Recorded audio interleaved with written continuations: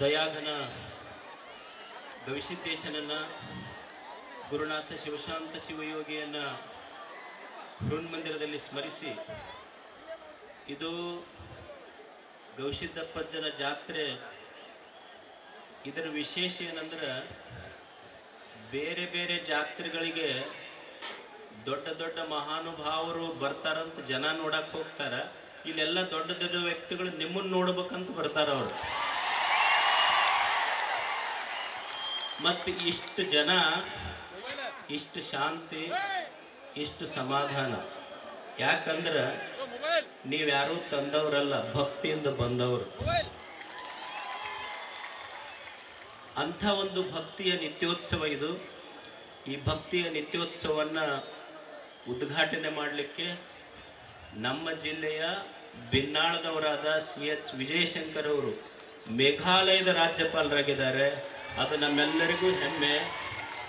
ಅವರು ಈ ಜಾತ್ರಾ ಮಹೋತ್ಸವದಲ್ಲಿ ನಮ್ಮೆಲ್ಲರ ಮಧ್ಯೆ ದಿವ್ಯ ಸಾನ್ನಿಧ್ಯವನ್ನು ಕಾಣಿಸಿರುವಂಥ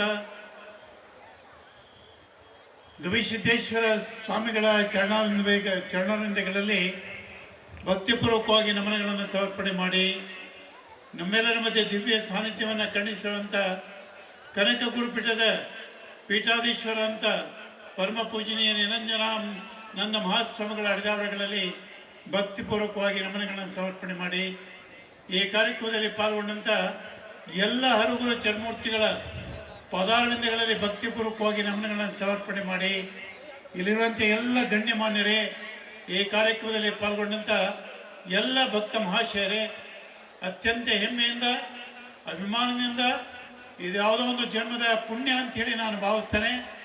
ಈ ಭಾಗ್ಯ ನನಗೆ ಲಭ್ಯ ಆಗಿದೆ. ಹೀಗಾಗಿ ಭಾಳ ಹೆಮ್ಮೆಯಿಂದ, ಭಾಷಣ ಬೇರೆ ಕಡೆಗಿದೆಯಲ್ಲ ಸಂಜೆ, ಭಾಳ ಹೆಮ್ಮೆಯಿಂದ ಮತ್ತು ಅಭಿಮಾನದಿಂದ ಈ ಕಾರ್ಯಕ್ರಮನ ನಾನು ಉದ್ಘಾಟನೆ ಮಾಡ್ತೇನೆ ಅಂತ ಹೇಳಲಿಕ್ಕೆ ಬಯಸ್ತಾ ಇದ್ದೇನೆ. ಒಂದು ಮಾತ್ರ ಈ ಸಮಯದಲ್ಲಿ ಜ್ಞಾಪಕ ಮಾಡ್ಕೊಳ್ತೇನೆ, ಈ ನಾಡಿನ ಜನತೆ ದಸರಾ ನೋಡಬೇಕು, ದಸರಾದ ವೈಭವ ನೋಡಬೇಕು ಅನ್ನೋದಾದರೆ ಮೈಸೂರಿಗೆ ಬರಬೇಕು. ಒಂದು ಜಾತ್ರಾ ಮಹೋತ್ಸವದ ವೈಭವವನ್ನು ಕಾಣಬೇಕು ಅಂತೇಳಿ ಬಯಸೋದಾದ್ರೆ ಬೇರೆ ದಾರಿ ಇಲ್ಲ, ಕೊಪ್ಪಳಕ್ಕೆ ಬರಬೇಕು.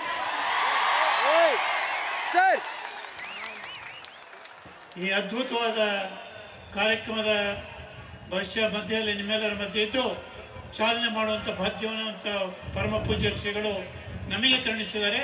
ಬಹಳ ಹೆಮ್ಮೆಯಿಂದ ಮತ್ತು ಅಭಿಮಾನದಿಂದ ಶ್ರೀಗಳ ಅನುಮತಿಯ ಮೇರೆಗೆ, ಎಲ್ಲ ಪೂಜ್ಯರ ಅನುಮತಿಯ ಮೇರೆಗೆ ಈ ಕಾರ್ಯಕ್ರಮವನ್ನು ನಾವು ಉದ್ಘಾಟನೆ ಮಾಡ್ತಿದ್ದೇವೆ. ಎಲ್ಲರಿಗೆ ಶರಣಾರ್ಥಿಗಳು.